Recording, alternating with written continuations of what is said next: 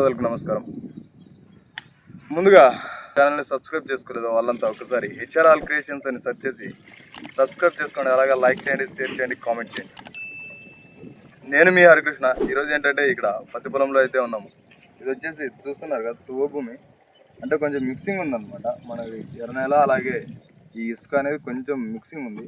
అయినా ఇక్కడ గమనించవచ్చు, ఈ పొలం అనేది ఒక్కో దగ్గర ఒక్కో రకం అయితే కనిపిస్తుంది.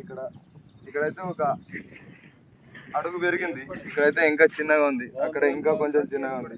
అంటే కొంచెం భూమిని బట్టి అయితే పెరిగింది. సో ఇలాంటి పొలాలకు వచ్చేసి pH విలువల్ని న్యూట్రల్ చేయడానికి ఇతర మందులు చాలా ఉంటాయి. ఇంకోటి ఏమంటే మనకి ఈ సాయిల్ టెస్టింగ్ అనేది చేపిస్తే మనకి భూమిలో ఏదైతే తక్కువ పోషకాలు ఉన్నాయో వాటిని మొత్తం మనకు ఒక లిస్ట్ వస్తుంది అనమాట. దానిని బట్టి మనం మందులు పొటాష్ కానీ, యూరియా కానీ, లేదా ఫాస్ఫరస్ కానీ ఇలాంటివి వాడుకోవచ్చు.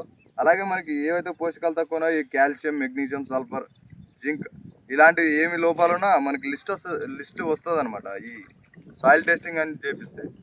అంటే ఒక దగ్గర మనం కొంచెం మట్టిని తీసుకెళ్ళి మనకి దగ్గరలో ఏదైతే ఉందో కృషి విజ్ఞాన కేంద్ర దాంట్లో ఇచ్చినామంటే మనకి ఆ సాయిల్ టెస్టింగ్ అనేది చేస్తారు. సాయిల్ టెస్టింగ్ చేసిన తర్వాత వాళ్ళు అన్ని రకాల పోషకాలు ఏవి ఎక్కువ ఉన్నాయి, ఏవి తక్కువ ఉన్నాయి, ఏది ఎంత మోతాదులో వేసుకోవాలనేది వాళ్ళు క్లియర్ కట్గా మనకు ఒక లిస్ట్ అయితే ఇస్తారు.